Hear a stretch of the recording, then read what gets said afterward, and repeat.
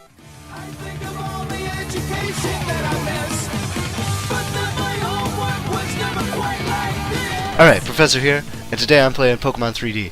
I cannot express how happy I am to have found this project. This is straight up amazing. It is Pokemon Gold and Silver, straight up 3D. So what I'm saying is, alright, let's start a new game. What I'm saying is that rather than changing up the formula, or changing out total maps, or changing out the way, like, the Pokemon you select at the beginning, they just trashed all that, and they were just like, alright, let's remake the game that we know we like, that we know is good, and we're gonna make it in 3D, so that you can play in a much more immersive feeling sort of style. It's something that you didn't quite get out of the old Pokemon games, because in the old Pokemon games you were always looking down at your character. Now you play in first person, and I fucking love that. It's a brilliant twist on this game, and it's really what a lot of us have been looking for.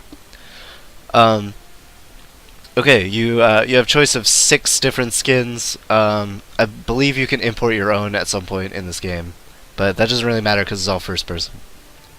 So I'm inside my room. This is the beginning of the game. It's exactly like the room in the gold and silver version. I feel like some of the stuff was in the corner, but really that's just a superficial difference.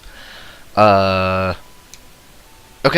This game still operates on the grid format, which is just awesome because it really saves a lot of that game, a lot of the Pokemon feel. It's a note on the wall about the donators to this game.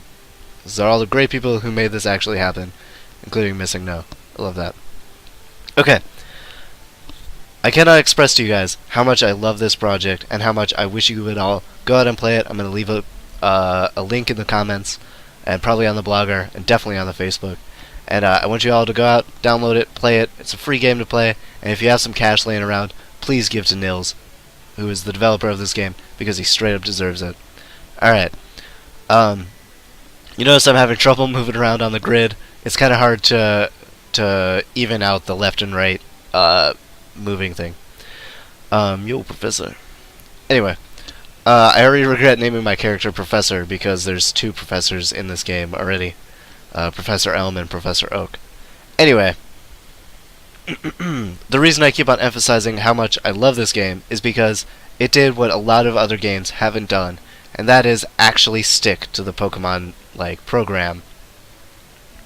I guarantee you, if you go out there and try and play a game that's made by it's a fan-made game that's supposed to be a Pokemon game, you will have one of these 3 options. First off, you'll be able to have a starter that isn't one of the 3 starters that make sense for that game.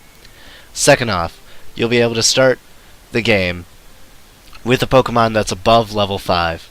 And third off, you'll be able to play the game, and in the first route, you'll encounter a level 26 Bulbasaur or something stupid like that.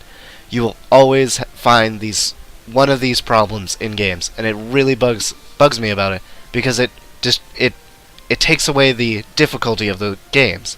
People look at Pokemon and they're like, oh, people love these games because you get to catch a bunch of cool shit. That's not what Pokemon was about to me. Pokemon was, I get to raise these Pokemon from their humble beginnings and make them powerful warriors.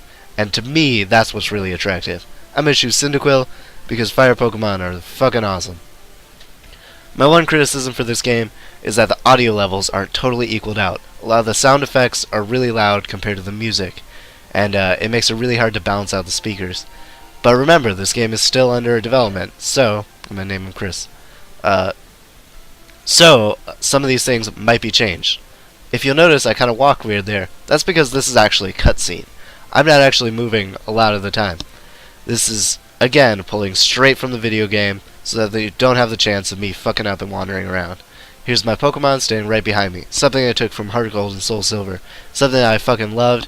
I wish they had continued the Pokemon series. Especially because they did all the program in over 400 Pokemon to be able to follow you. Actually, I think it was 566 at the time that they first did that.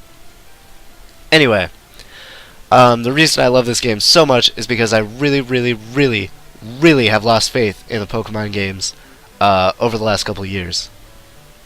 I used to love Pokemon. You'll notice that there's a transition scene in between buildings and a more notable one between routes. It is, as the video showed, it's a split second And I love that because it sticks true to the video game, because when was the last time you saw a loading screen in a Pokemon game? Right there. That's it. That flash for a battle. That's all you ever see. Alright, I'm gonna fight this Hoot. Go Chris. Alright, here's how the battle system works. It looks a lot like Pokemon Stadium. And I really like that, because I liked Pokemon Stadium, the first one at least. And again, you'll have to forgive me, because my voice is kind of weird, because once again, I'm sick. Anyway, I'm going to cut out the rest of the battle scenes, but I want you guys to get a feel of what it looks like and what it feels like in this game. Mostly because battle scenes are really dry and really repetitive in the Pokemon series. Something that I'm kind of okay with, but one thing I would like to see is more 3D rendering of these Pokemon. But I would rather have the sprites out of, I believe this is the 4th generation sprites. I would rather see those sprites than see some really shitty 3D rendering of these Pokemon. A lot of the attack sprites aren't loaded up yet. But I feel like this game is more or less fully functional at this point. So, I don't know, you guys can check it out, you guys can tell me if it's fully functional or not.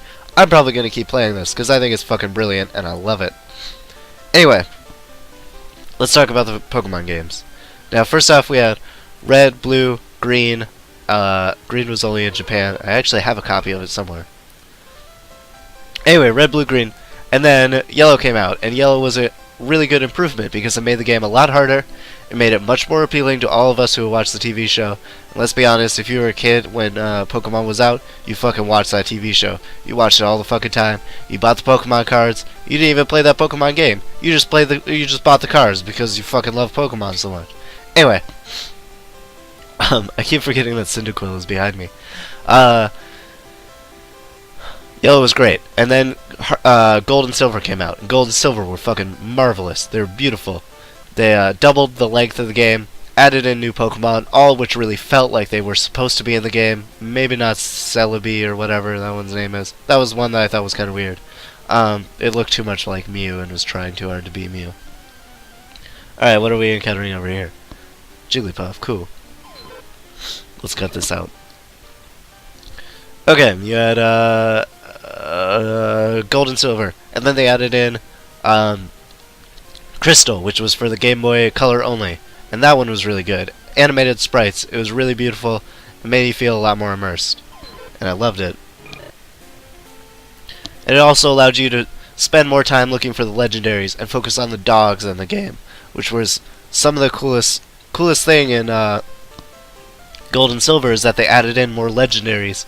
However, the legendaries weren't overpowered, like you see in the legendaries, the new legendaries today. Excuse me. Another Hoot, big fucking surprise. Alright, after Gold and Silver and Crystal, out came Ruby, Sapphire, Leaf Green, Fire Red, and what was the other one? Emerald for the Ruby and Sapphire. I thought those games were amazing. The upgrading graphics, but like reasonable upgrading graphics. The upgrade in the menu system, the more detailed textures, the more detailed sprites, the longer storyline, even though the storyline wasn't that important. Even though they added in a lot of Pokemon, and it started to get really weighted down with how many there were. There was still generally a reasonable amount. I think we were up to 400 at that point. Not a lot, really. When you add in the fact that there's over 600 now in this next game.